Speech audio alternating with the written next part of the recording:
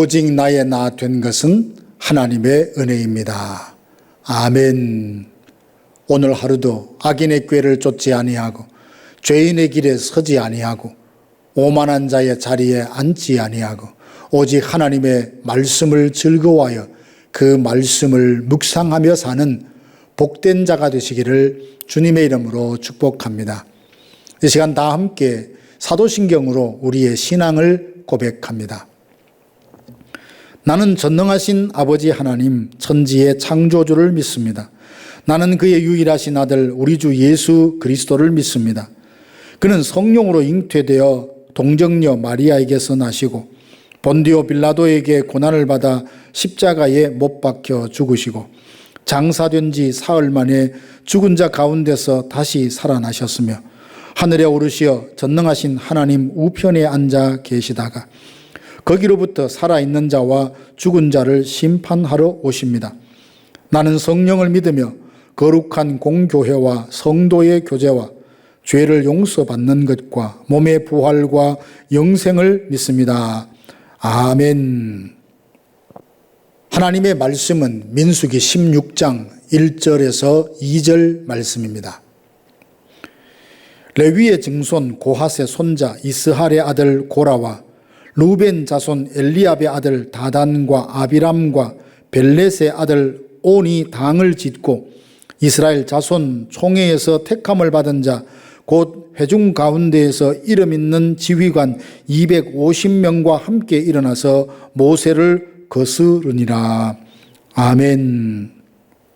레위 지파 고핫 자손 중에 고라라는 사람이 있습니다. 그는 르벤 지파인 다단과 아비람, 온과 함께 백성의 지도자라고 불리던 250명과 함께 일어나 모세를 거스릅니다. 고라와 그 일당이 모세를 거스리는 것은 모세를 세우신 하나님을 반역하는 것과 같습니다. 고라는 왜 모세를 거스리며 하나님께 반역하게 된 걸까요? 그 마음에 일어나는 시기심을 극복하지 못했기 때문입니다. 고라는 고핫의 자손으로 모세와는 사촌 형제지간입니다. 자신이 모세와 비교한다면 출신이나 지위나 능력 면에서 결코 뒤지지 않는데 하나님께서 모세와만 말씀하신다니 시기심이 일어났던 겁니다. 시기심으로 인해서 판단력이 흐려지게 되자 하나님께서 자기에게 맡겨준 일의 가치와 중요성을 망각하게 되었습니다. 고라는 레위인 중에 고핫의 후손으로 제사를 드리는 제사장을 돕고 성막을 운반할 때에 성물을 담당하는 사람이었습니다. 성소에 있는 등잔대, 향단, 떡상, 지성소에 있는 법궤, 성전 마당에 있는 번제단을 운반하는 일을 맡았습니다. 이 일은 결코 소홀히 여길 수 없는 매우 중요한 사역이었습니다.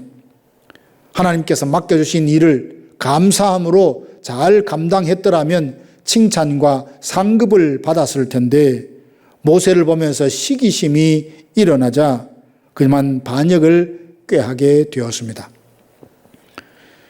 그리고 고라는 말씀에 대해서 오해함으로 인해 모세와 하나님의 뜻을 거스릅니다. 3절에 보면 회중이 다 각각 거룩하고 여호와께서도 그들 중에 계시거늘 너희가 어찌하여 여호와의 총회 위에 스스로 높이느냐. 고라는 하나님께서 이스라엘을 제사장 나라로 삼겠다라는 말씀의 본래 의미를 왜곡하고 오해해서 지금 모든 백성들이 거룩하고 다 제사장들인데 모세가 스스로 자신을 높여서 백성들이 하나님께 나아가는 길을 가로막고 있다고 생각했습니다.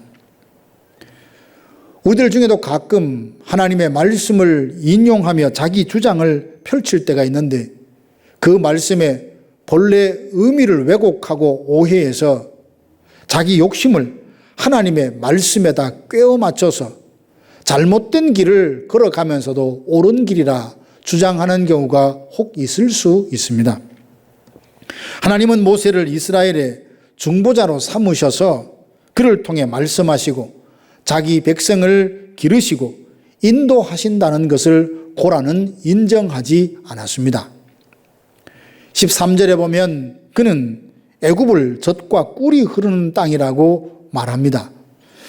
노예처럼 종살이하며 살아서도 육신의 배부름만 얻을 수 있다면 하나님의 인도하심을 받으며 살아가는 삶보다 더 행복하다고 느꼈던 거죠. 하나님 안에서 누리는 참된 평강과 은혜 누림보다 세상이 주는 기쁨과 일시적인 쾌락을 더 사랑하니 욕망을 억누르지 못하고 하나님을 대적함으로 이스라엘 공동체에 큰 혼란과 고통을 안겨주었습니다. 영적 질서가 무너져서 공동체가 혼란을 겪게 되는 일은 신약 시대에도 있어 왔습니다. 사도 바울은 고린도 교회 안에 은사를 남용하고 오용함으로 영적으로 무질서한 모습을 보고 오직 하나님은 무질서의 하나님이 아니시니 영적 질서를 지키며 덕을 세우는 일에 힘쓰라라고 권면을 했습니다. 얼마 전 아시안컵 축구 대회가 있었죠. 한국은 이번 대회에 출전하면서 그 어느 때보다도 훌륭한 선수진을 갖춘 국가로 평가를 받아 우승할 것이라고 기대를 모았습니다. 그런데 요르단과 준결승전에서 졸전을 펼치며 약체팀인 요르단에게 패배하고 말았습니다. 알고 보니 선수들 사이에 하극상이 있어서 팀목이 깨어지면서 팀의 실력을 100% 다 발휘하지 못했다고 합니다. 대회는 끝났지만 대표팀의 기강과 질서를 바로잡아야 한다며 이번 경기에 논란의 중심에 있었던 선수들을 2026년 월드컵 예선전에는 출전시키지 말아야 한다는 이유로 논란이 아주 뜨겁습니다. 국가대표팀은 개인의 실력도 중요하지만 팀워크가 중요합니다. 팀워크가 중요한 것은 스포츠팀뿐만 아니라 교회도 마찬가지입니다. 교회가 하나님께서 맡기신 지상 명령을 잘 수행하려면 영적 질서를 지키며 팀워크를 이루고 성령 안에서 하나가 되어야 합니다. 혹 우리들 중에 고라의 길을 걸으며 시기심과 오해로 인해서 하나님께서 세우신 공동체의 질서와 하나됨을 깨뜨리는 일에 쓰임받는 불의의 병기와 같은 사람들은 한 사람도 없기를 바랍니다. 공동체의 질서와 하나됨이 깨어지면 교회는 세상의 빛과 소금의 사명을 제대로 감당할 수 없고 사단의 종로를 하다가 하나님께 근심을 드리게 됩니다. 고라는 시기심과 오해로 인해서 잘못된 생각을 품었고 루벤 지파인 다단과 아비람과 온이 선동이 되었고 여러 지파의 지도자인 250명의 마음을 훔쳐서 모세를 거스르며 반역을 꾀하게 되었습니다. 이렇게 많은 사람들이 자신의 뜻에 동조하니 모세도 어찌할 수 없을 것이라고 생각했을지 모릅니다.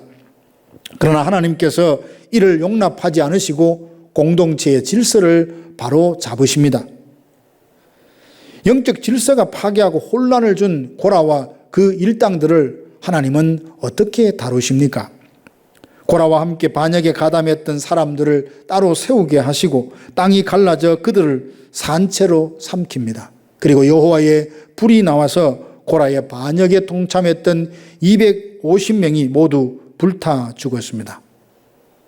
모세는 그들에게 회개할 수 있는 시간을 주었지만 고라와 함께했던 그들은 끝까지 돌이키지 않으므로 부끄럽고 참담한 종말을 맞게 되었습니다.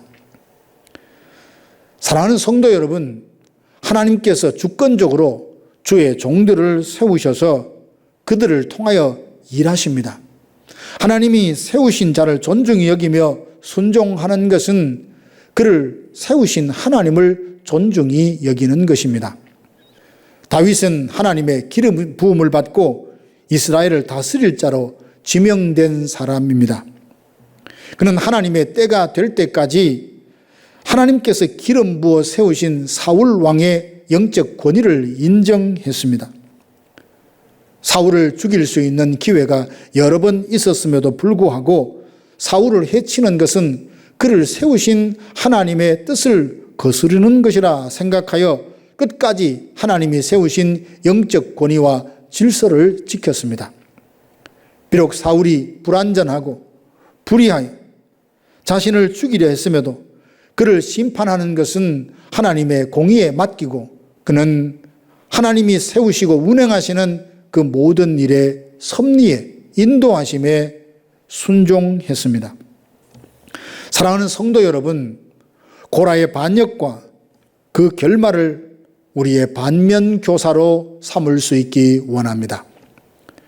하나님은 교회를 위하여 성도들의 믿음을 온전케 하기 위하여 영적 지도자를 교회에 허락해 주십니다.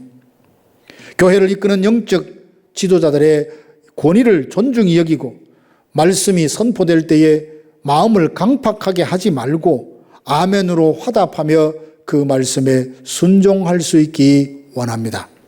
그리하여 모든 성도들이 교회를 통하여서 생명의 꼴을 배불리 먹고 행복해하고 교회가 세상에 희망을 주는 건강한 모습으로 부흥하게 되기를 주님의 이름으로 축복합니다. 다 함께 기도하시겠습니다. 지금은 우리 구주 예수 그리스도의 은혜와 하나님 아버지의 크고 놀라우신 사랑하심과 성령의 위로교통 충만케 하심이 하나님이 세우신 영적 질서 안에서 순종하며 협력하여 하나님의 뜻을 이루어서 주님께 기쁨과 영광이 되는 삶을 살리라 다짐하는 사랑하는 성도들 머리 위에 이제로부터 영원토록 함께 있을지어다. 아멘.